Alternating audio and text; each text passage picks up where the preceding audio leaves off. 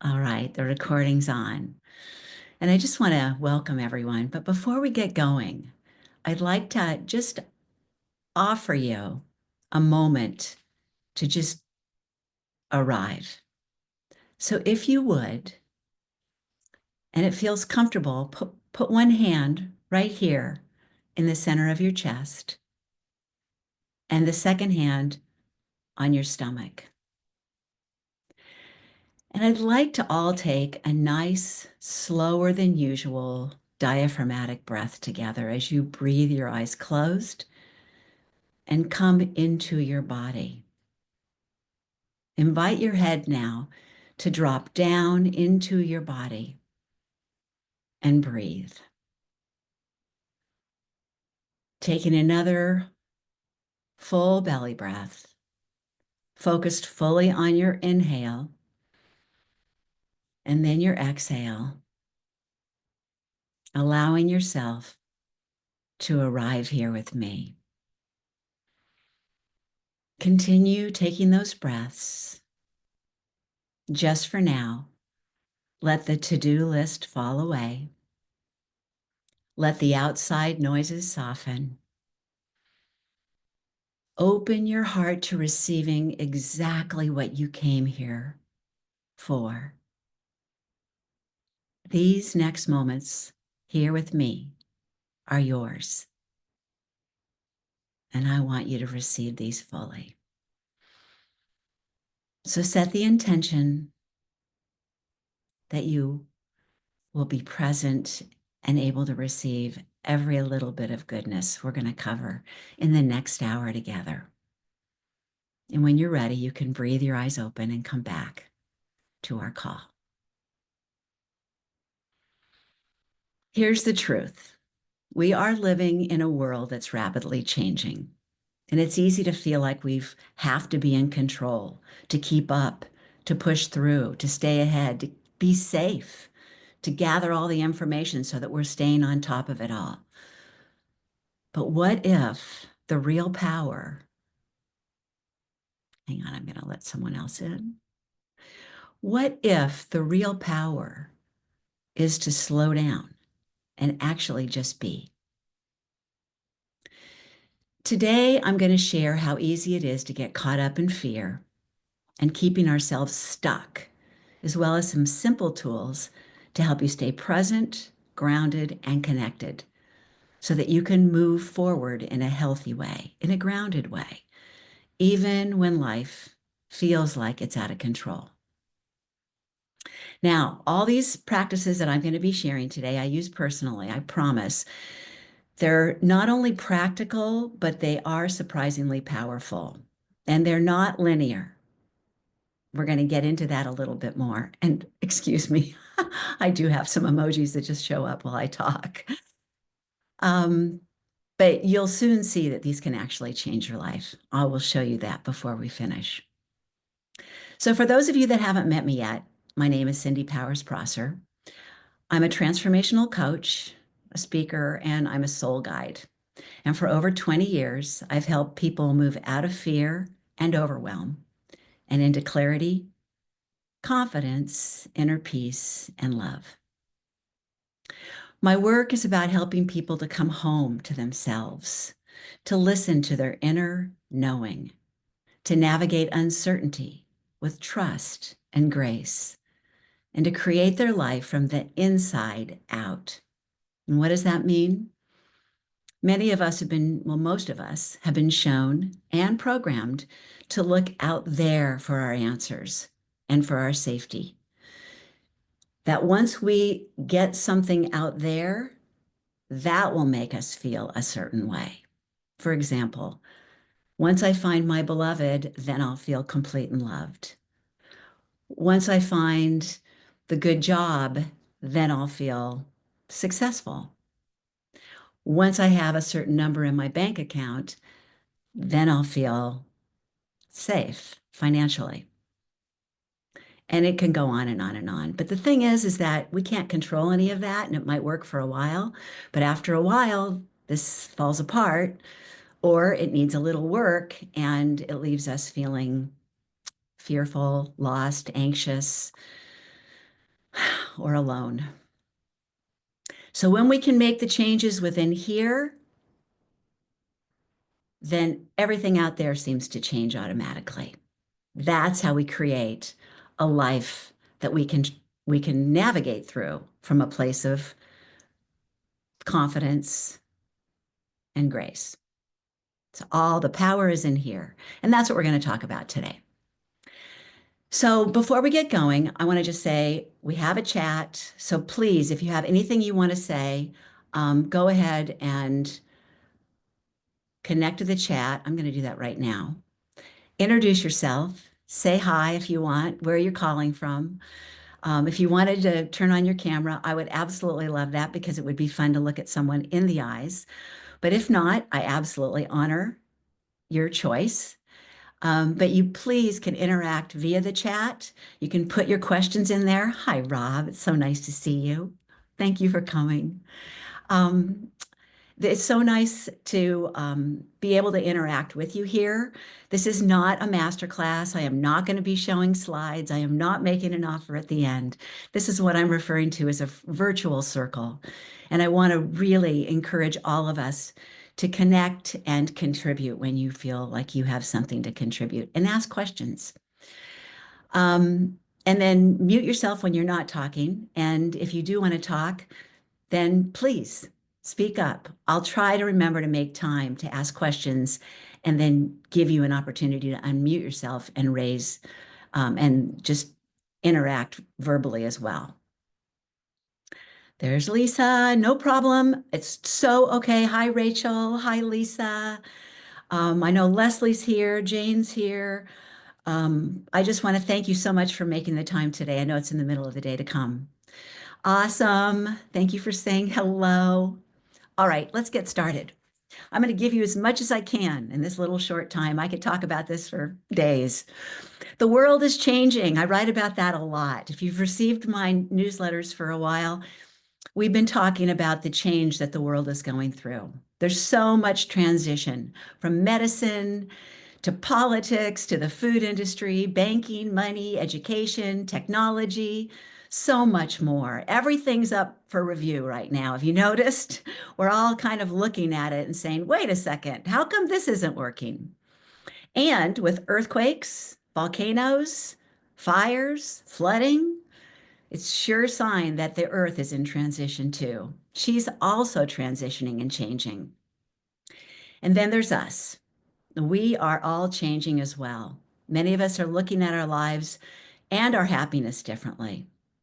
We're reviewing our health choices, relationships, diets, where we live, and how we do our work in the world. All of this is coming up for review. Many are losing loved ones and going through that loss. And I know many people are leaving their relationships, people that they've been married to and with in a relationship, because we're changing. All of us are changing. And our whole perspective on the world is starting to shift for many of us. Has anyone noticed this? Is anybody going through a transition themselves right now?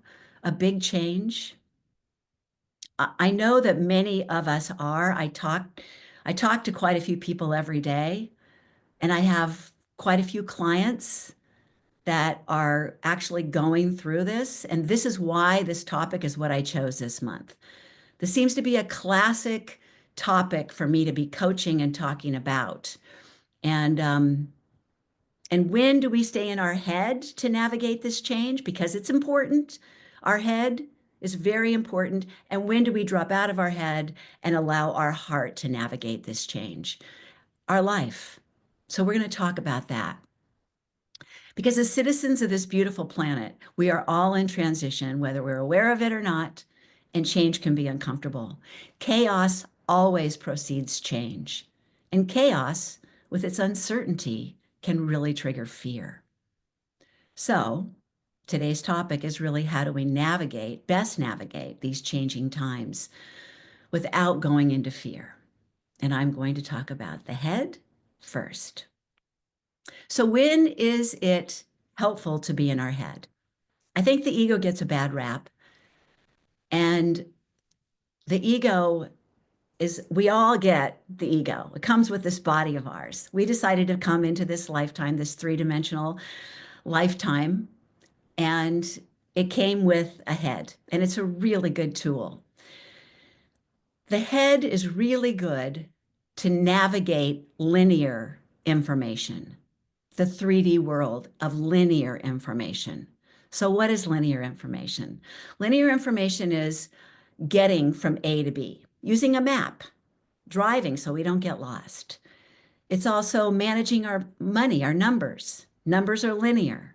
So going into our bank account and seeing if we have enough money to get something that we want to purchase, linear information.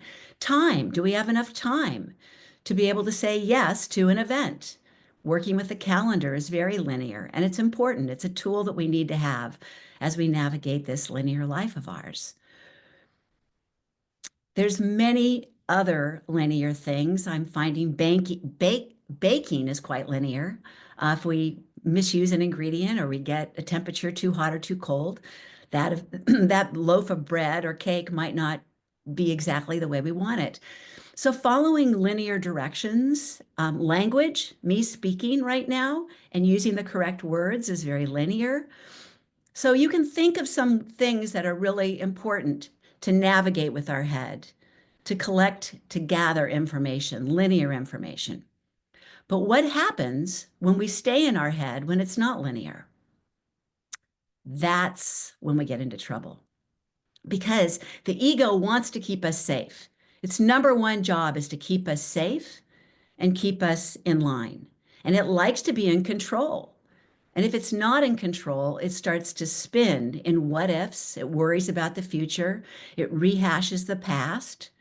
It can create a lot of anxiety because it grasps at things that aren't even true.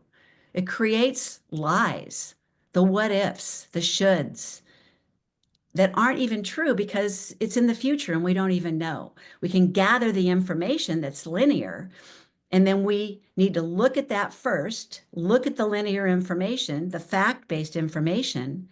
And if we can move forward with just that from a place of trust and alignment, great. But sometimes we need more than that. We need to then drop out of our head and into our body and navigate the tools that are in here, like our intuition, our inner guidance. If we stay in our head in non-linear information, it can go into competition, jealousy, envy.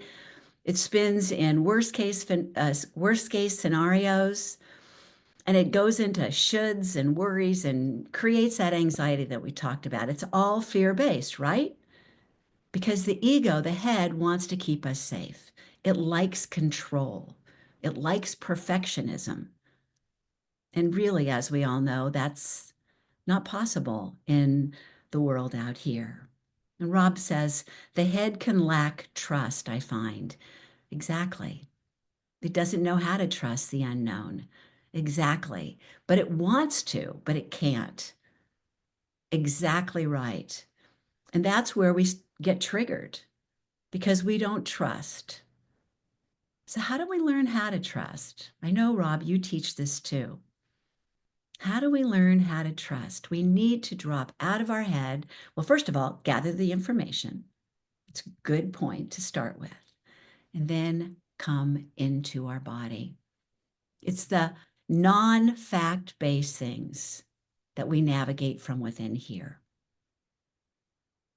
We can access our emotions here too. We can feel. If we start to feel something, we can actually get curious. What's triggering this fear within me? Or what's triggering this sadness or this jealousy? Our emotions live in our body. And I think it's really important to learn how to be emotionally intelligent. In the school that most of us have gone to, we've only been taught how to navigate IQ, the intelligence that's up here in our head, linear intelligence. But what if we were able to be taught how to navigate and use our emotions instead of our emotions using us? Wouldn't that be powerful? So being able to navigate our emotional world and our emotional intelligence is such a skill and a tool to be able to drop into trust. And the more real of who we are, I'm going to call this the more real of who we are is here. I believe that 80% of our day should be navigated or could be navigated from within here, and 20% is navigated from about here. So that's why I say always start by gathering in the information and then drop out of your head. This is where our intuitive guidance lives. How many of you are familiar with using your intuition and honoring and trusting your intuition? Great, Rob. I know you teach this, and I know that you have used this as well. But have we been taught this in our growing up? Yeah, Jane says she's given it the thumbs up. She's been practicing with her intuition as well. One of the simple ways to navigate with our intuition is, does this feel heavy or does this feel light? Is this choice heart opening, exciting for me, or is it heavy? And does it seem like it's triggering a lot of stress or fear? Now, fear and excitement are very close together. So I felt a little bit of butterflies in my stomach before this call started. And it felt exciting. It was heart opening for me. Fear with the what ifs can be very heavy, not based in facts. And so that's a different kind of heaviness. There's a little nuance between excitement and fear. But our body is our North Star, it's our navigator. So it's important to be able to know how and when to drop out of our head and into our body and allow our feelings to lead the way, our emotions, our intuition. And this allows us, our body grounds us. So one of the ways we can ground ourselves is through our breath. Our breath is in our body. So taking a nice big diaphragmatic breath, which is how I invited us all to begin today together, to come out of our head, put the to-do list aside, breathe and come into our body with our diaphragmatic breath and come into a grounded, present moment consciousness. So being in the present moment happens when we drop out of our head and into our body. And we do that with the breath. We do that with intention. I believe that when we can open our hearts and learn how to trust, we can connect with each other with that heart-to-heart connection. Here's where fear lives. This is where separation lives. It's a me against you. We're comparing ourselves to others. We're worrying about what people think about ourselves. We're worrying about what could go wrong. And when we're spinning in nonlinear dialogue of our head, it creates separation. It doesn't bring us closer together. It actually pulls us apart. For example, look at what COVID did. It really was separating us and pulling us apart because we were judging. We were judging that you're wrong and I'm right. Very head-based, but not always based in facts. And definitely creating separation, not bringing us close together. When we're able to drop out of our head and into our heart, we can use curiosity. We can use compassion. We can listen to learn and ask, tell me about how you see this perspective. And without going quick to judge, we trade it for compassion. Wow, I hadn't thought of it that way. We don't need to agree. But judgment creates separation. Compassion brings us closer together, creates more unity. Wouldn't you agree that we need more of that in the world today? I know I do. Our consciousness lives within us. And I have taught for years that our consciousness is much more powerful than any leader in charge. I see in the news, and I very rarely go to the news, but I'm American and I have friends that live over there. So I sometimes get little tidbits, and people are really spinning in fear around this leader they have. And I want to tell them, and often I do, that if we could just work here in our energy, in our consciousness, and with our intention of creating the world that we want to live in with our beliefs and our thoughts and our imagination, all tools within us, we will have a much greater impact on our future than any leader can. The power is within us. And when we can connect to that power, it ripples out into the rest of the world. That's the power of the inner world. Does anybody have any questions about that? I mean, I truly believe the world needs more of what I just shared, to be able to take a breath, drop out of our head and into our body and get curious. What would be the best and most important thing for me right now? Here's the deal about when we can breathe and press pause with our breath and become conscious of this present moment. We can see our choices. When we're spinning in fear in our head, creating anxiety and what if scenarios that aren't even based in truth, they're not even based in fact, what we do is we get caught up. I just lost my train of thought. Isn't that interesting? I can't multitask. Okay. Will we breathe? Oh, choice. So when we're spinning and we're allowing our ego to stay in control when it's not fact-based, and we're spinning in, what ifs and the fear-based things and the shoulds and what will people think and all of these things that are not helpful for us, we get triggered. Something in us gets triggered. It's not safe. I might be wrong. And then what? And then we react. We subconsciously or unconsciously react, and then we do things that we regret. We make the wrong choice. We don't even make a choice. We make a reaction. We say things that we regret. Or we start to contract and we get really anxious and we get stuck and we just stay spinning in fear, deer in the headlights. I can't move, because we go into fight, flight, freeze, or fawn. That's what the ego does when it can't move. And so it starts to breathe shallow, fight or flight breath. And it goes, we're not safe, we're not safe, we're not safe. So it either reacts and does something that we regret later, or it doesn't do anything and it just stays put and doesn't leave the house, or it does what it's told. Fawn. Tell me what to do. And you give your power over to something or someone that doesn't even know the best for you. And that's where we get stuck. And that's where we make choices that are not appropriate for us. And then we have regrets.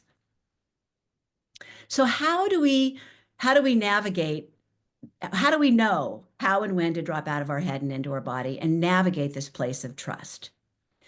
I'm going to tell you a story. I have a client that I met last year. Let's just call him John. John came to me because he was spinning in fear and anxiety about his safety. Okay. He didn't feel safe. It triggered fear and anxiety. And I'm going to go back and tell you where it rooted, because I think that we have been programmed since we were little, usually by well-intentioned adults in our lives.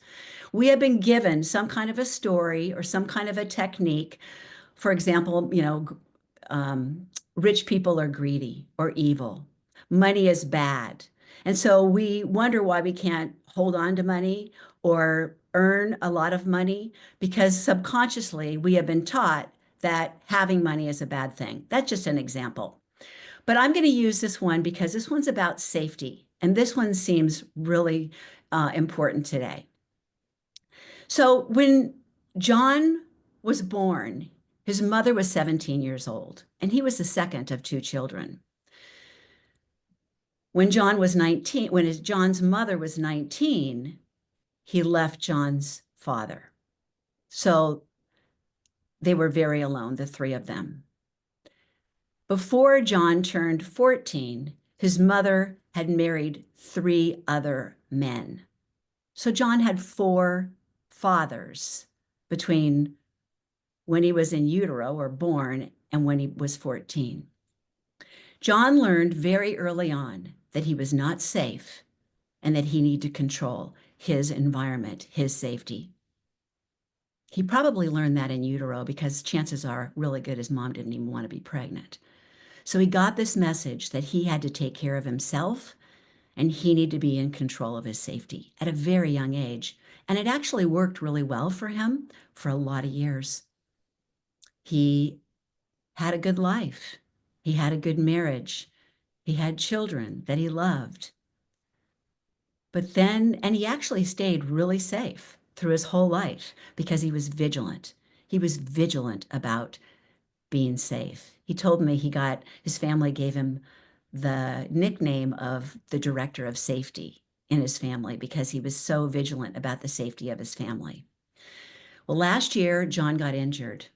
And not only that, he got very ill on top of the injury. He got pneumonia and he was in bed for almost 8 weeks.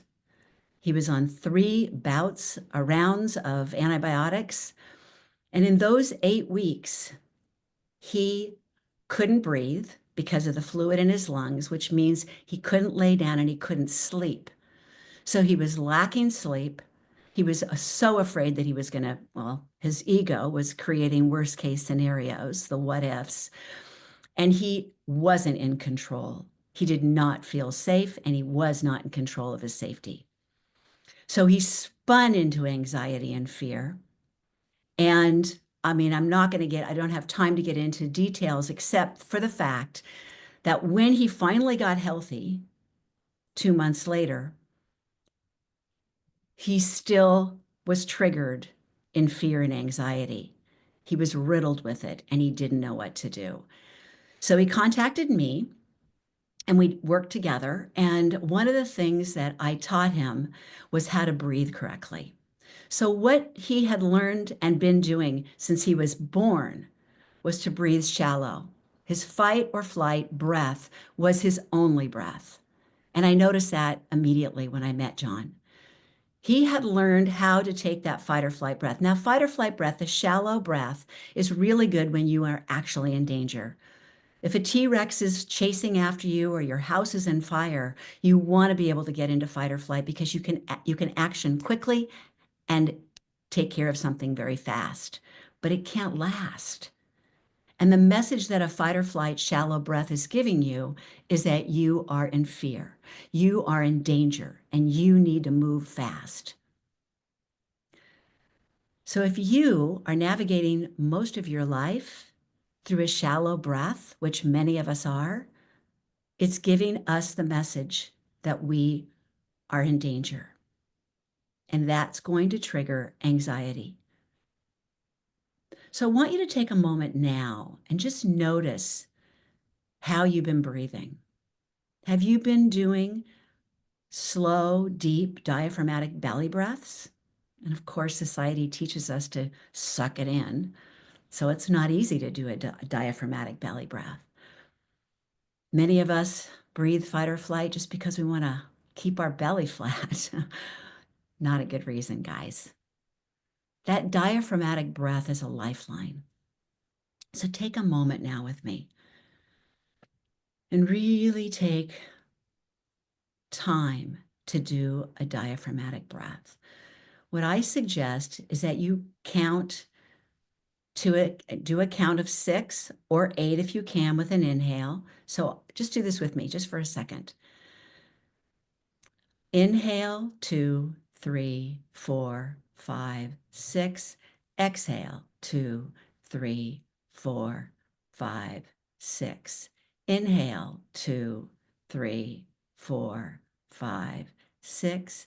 Exhale, 2, 3, 4, 5, 6. Put your hand on your belly and feel it rise while you inhale and exhale, 2, 3, 4, 5, 6.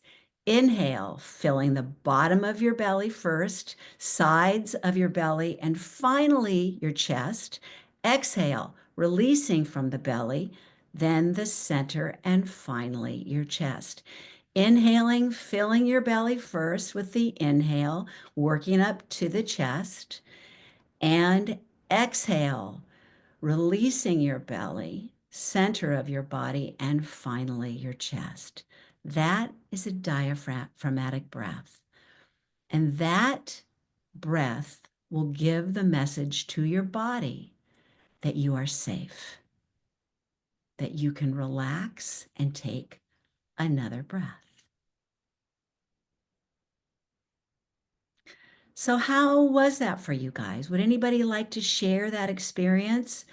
And have you noticed when you're in fight or flight breath and when you're able to come down into that full diaphragmatic belly breath? Have you been aware of that? And if you want to unmute yourself and have a conversation, I would welcome that as well.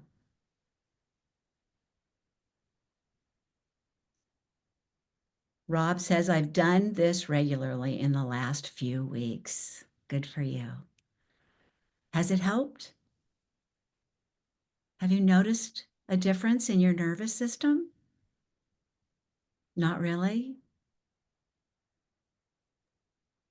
Possibly. It's difficult to tell 100%, but I've just been more aware of it recently, having, yeah. Yeah.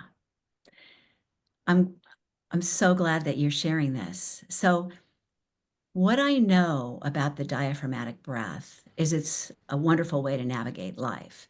When you can't go to sleep and you're spinning in your head, notice your breath.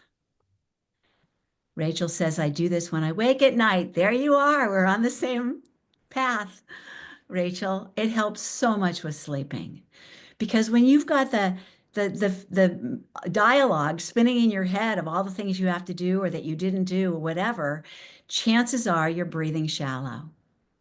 And that is a perfect time to drop out of your head and into your body and really focus on each inhale and each exhale and really be in your breath. I also like to come into the center of my head when I do this.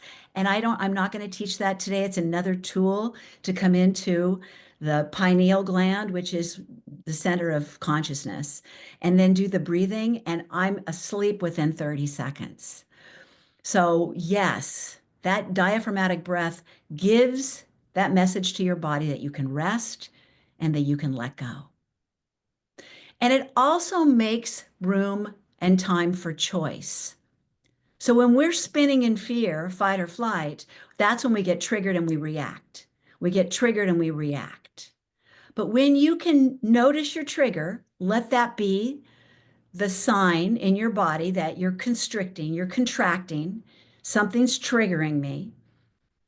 Recognize it, acknowledge the impact it's having on you. You could trigger, you could react. And that's when you want to press pause. That's when the breath comes in especially handy in those triggering moments. So you get triggered by something out there, someone out there, quite often a family member. And you realize that you're in fight or flight, you're constricted, you're triggered, and you want to react. But instead of reacting, you press pause. You take a nice big diaphragmatic breath. And in that breath, you come into the present moment. And only in the present moment are you able to look at your choices. I could react. Now it becomes a choice. I could react in the way that I usually do. Or I could go outside right now and just ground myself in nature and come back to another place. I could move my body. I could go outside. I could move my body and really release all these emotions that I'm feeling right now. That would be another choice. And then come back to this conversation. If I'm on the phone, I could say, I need to call you back. I need to check my calendar. I can't tell you yes or no yet. when you're in any of those are automatic yeses that I mean, I used to be an automatic yes back in the day. Oh, I can do that. I can do that. I can do that. And then I go, shoot, I did it again. Taking that breath before you're the yes. Take the breath. I need to check my calendar. Can I get back to you? It's another choice.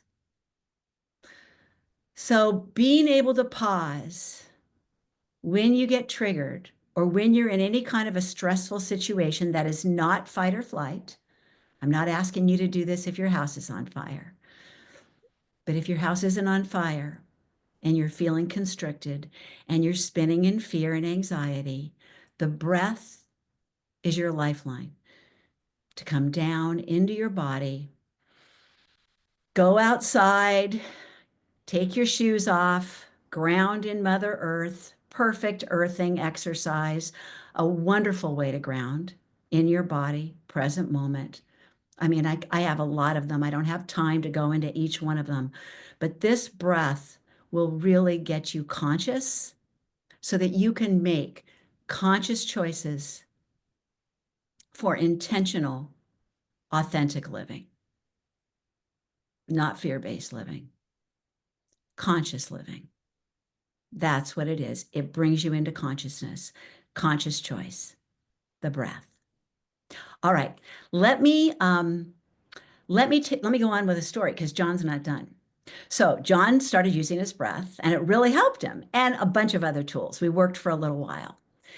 I don't know, about 6 weeks into it, he gave me a call and he said, Cindy, I've got to talk to you. I just had this amazing experience and I really want to share it with you. And I said, what? He said, I have been crying for the last 20 minutes and it's all been out of joy. And I have never, ever, ever experienced joy at this level. And I said, well, what did you do? And he said, I went up to my bedroom and on my dresser is a picture of myself and my partner, my wife. And I actually picked it up and I looked at it differently for the very first time. I actually connected with this woman in the picture. And I felt, Hello, oh, what's going on? hi there. I'm going to mute you. We're right in the middle of a Oh, conversation. I'm going to mute you for right hang now. on. And then we can, okay. So, so he said, I connected with this person, eye to eye, right in the middle of, you know, just looking at her. I had never opened my heart so much to the love that she has for me and the love that I felt for her. Like I'd never really taken the time to stop and feel the love that I had felt with her at this depth. And then I had a card, an anniversary card or a Valentine's Day card next to it. And I picked up the card and I opened the card and I read those words that she wrote to me. And I'd never read them in the way that she had actually written them to me. I received the words in a whole different way. So, what we had done up until this day was heart opening exercises to be able to let go of fear and really lean into trust and into receiving and giving love.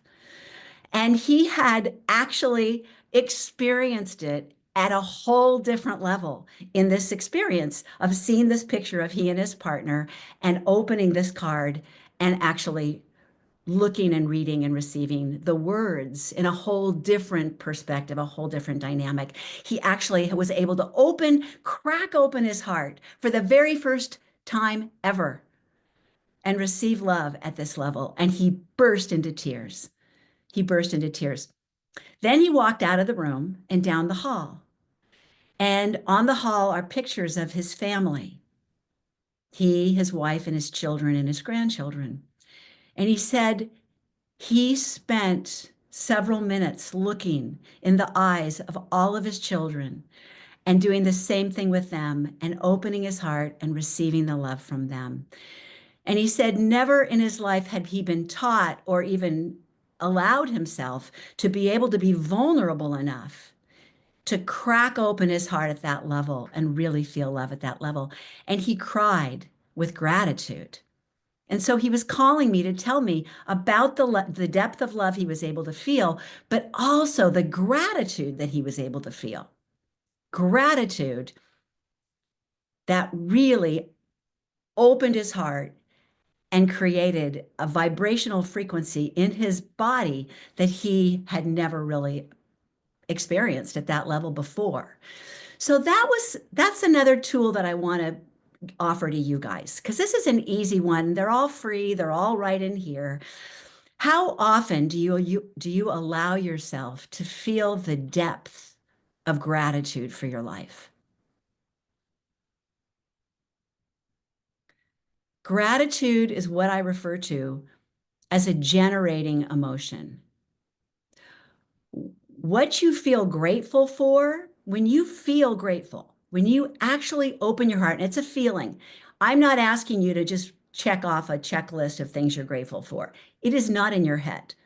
The head can make a list of things I'm grateful for, but that's not the power.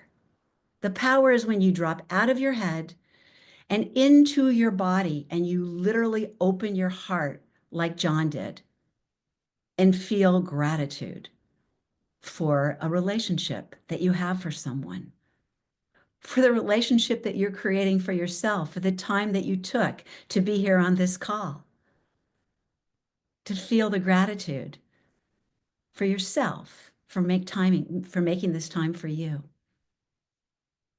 To really open and feel gratitude, because the more you feel grateful, the more you create things to feel grateful for.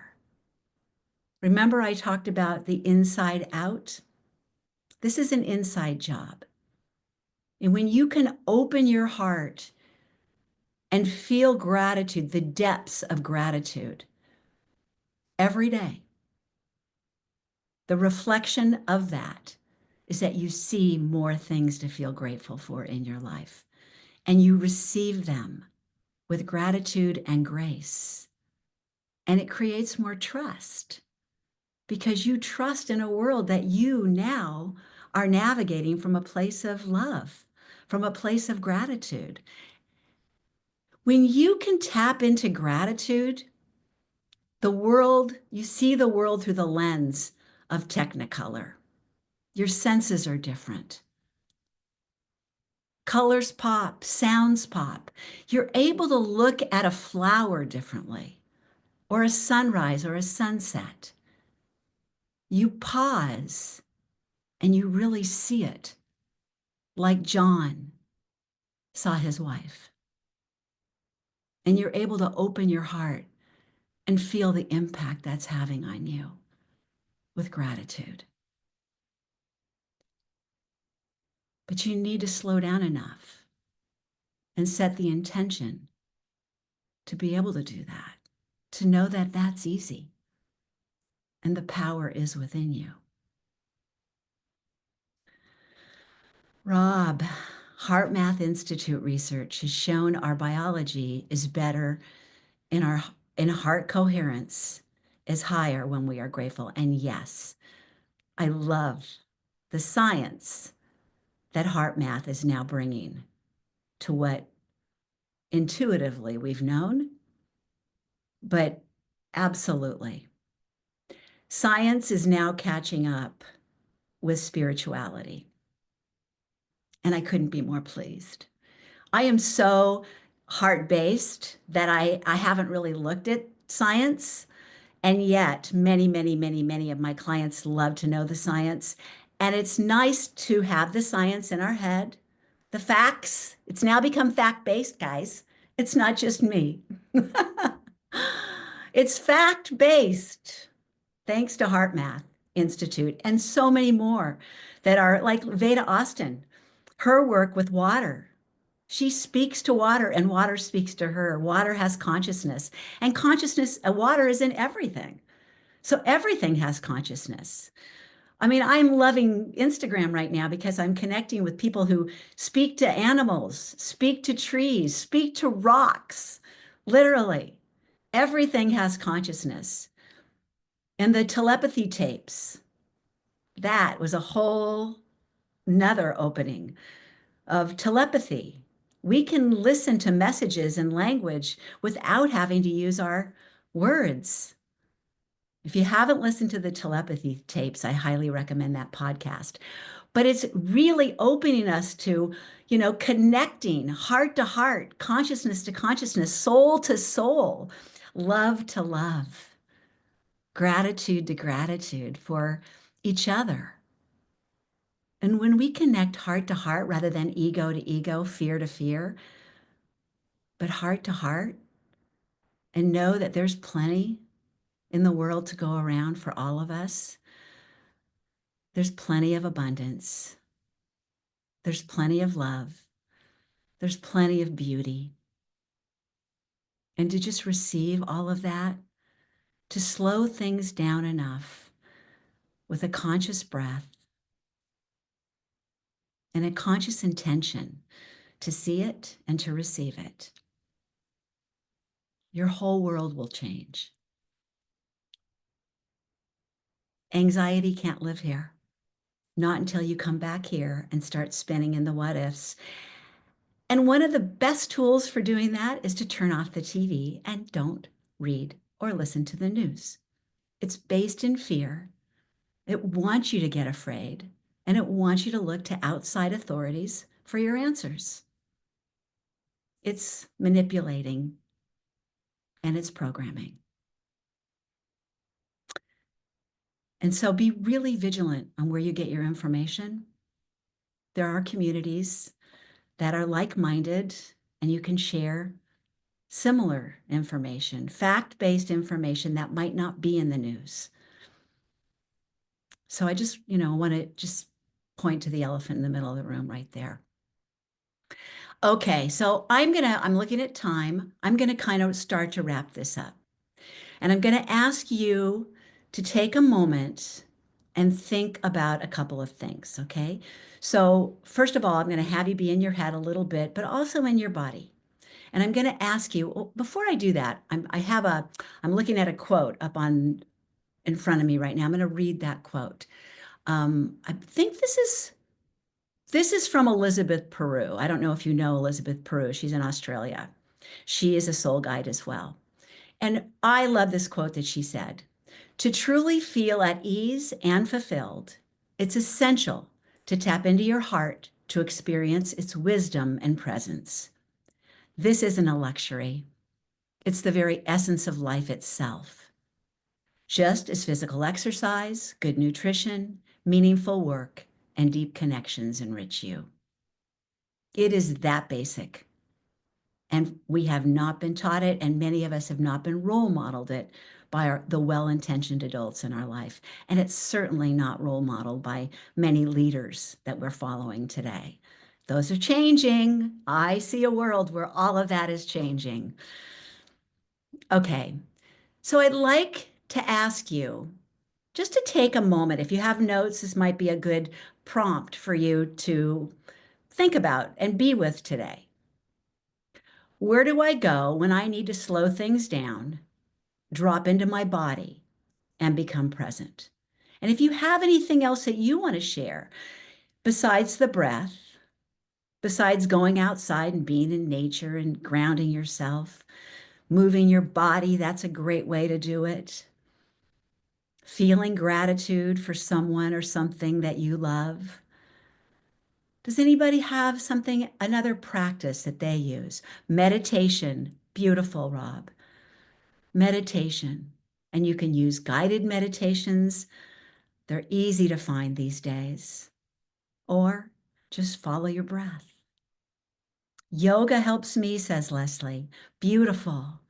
Yoga helps you to be in your body, be in the present moment, come into your breath, all of these things. Yoga is a beautiful tool. Yes, we all have them. Okay. Breath brings you into the now. Gratitude shifts your frequency. Meditation brings you into the essence of your inner world. Earthing grounds you. Desire and intention creates conscious manifestation. I teach a whole program on that, consciously manifesting your life. Working with your inner child and the self-love within you heals old patterns and expands self-love as well. That's a whole nother program I do. the inner child. Just because you're not 5 physically anymore doesn't mean that the essence of the 5-year-old isn't still within you. And quite often that's the part of you, like with John, that was getting triggered. Movement clears stuck energy. Nature reminds you of a bigger picture. There's so many tools out there for free. And I want to invite you to practice using them. All right, here we go. Now I'm going to ask you some questions, and I want you to not go into your head here. This is going to be a very simple and short exercise, but I want you to trust the first thing that comes into your heart. No editing, no judging. Receive it. So I invite you to close your eyes. And if you feel comfortable putting one hand on your heart, your chest, another one on your belly, and take a nice big breath coming into your body. And again, just notice the first thing that comes into your mind or into your body when I ask you. Ask yourself, silently ask yourself, if I didn't allow fear to stop me, I would. If I knew I couldn't fail, I would. If I opened my heart and could fully feel and receive love, I would.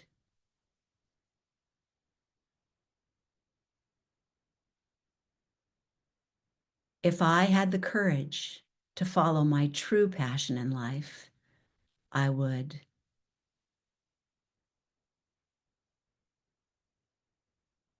If I completely believed in and trusted myself, I would.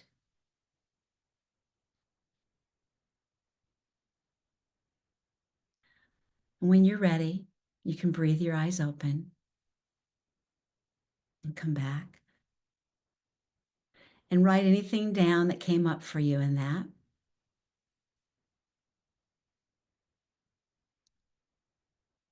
And when you're ready, if anybody would share with me, what surprised you most about what came up for you? And if nothing surprised you, if you want to share what did come up, I think it would be really inspiring for all of us to hear that.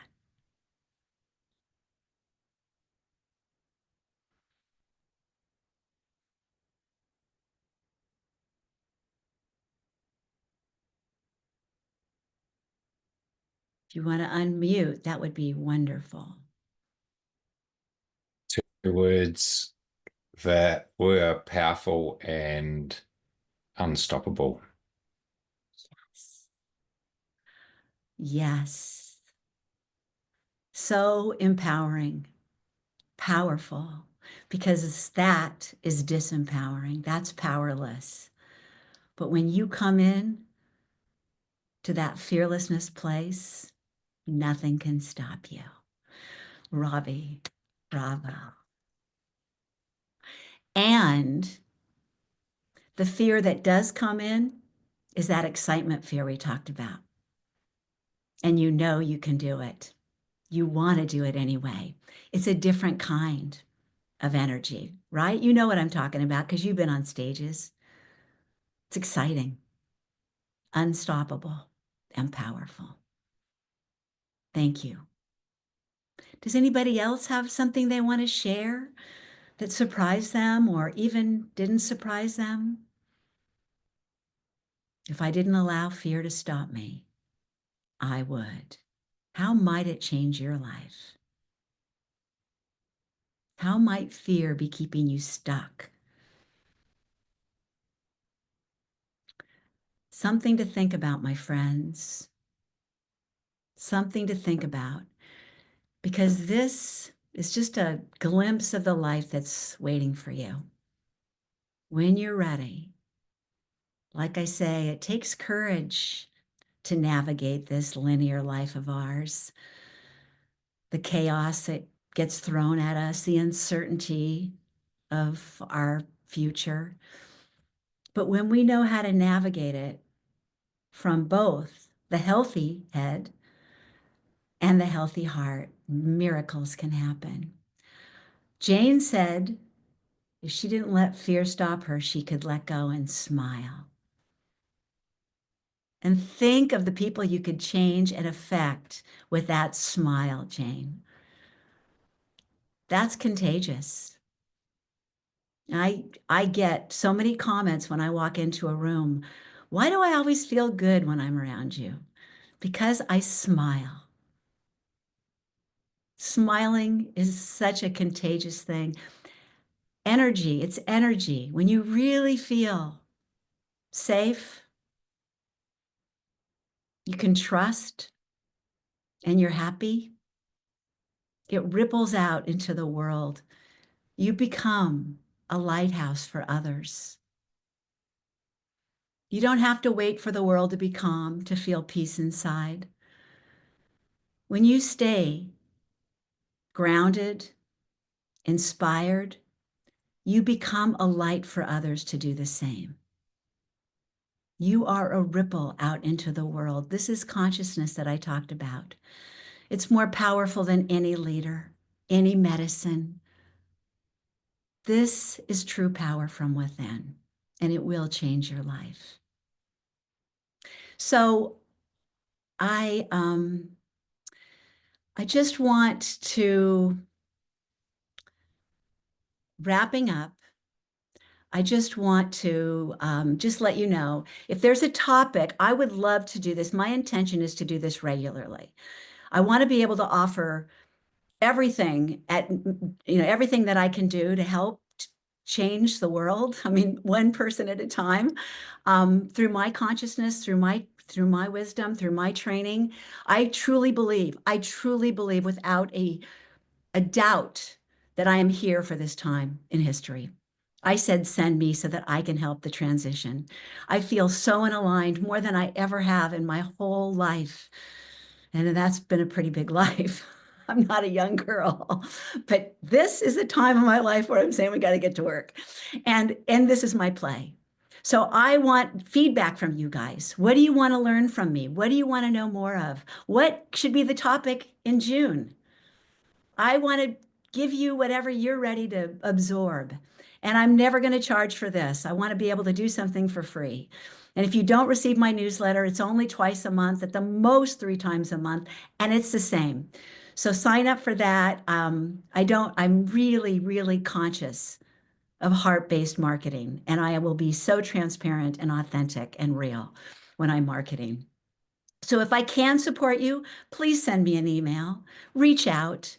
I love my one-on-one coaching. I love my programs. I will be creating more programs.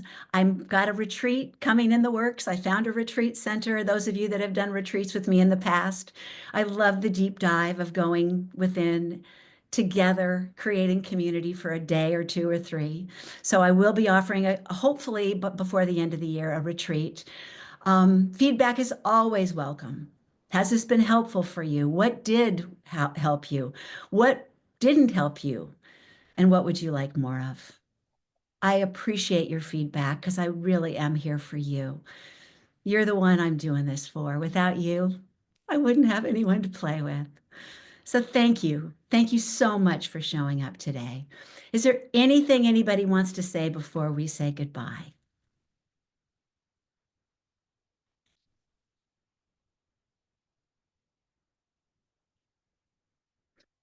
You can put it in the chat. You can unmute yourself. You don't need to put on your picture, but I'd love to just anything else. Leslie says, thank you. You're so welcome, Leslie. I just Thank want you. to, oh, you're so welcome, Rob. Thank you for coming again. I really appreciate you supporting me so that I can support you in whatever way that is. But we're really in this together. And I love that you came again. Rachel gave me a heart, gave us all a heart. Beautiful. I love that. Yes, Rachel. And Jane said, so affirming. Thank you. Please, I receive your feedback with so much gratitude and grace. And let me know if there is a topic you want me to deepen in the next call. And reach out if I can support you in any way. All right, you guys. Until next month or till we meet again, lots of love. I love you so much. Bye for now.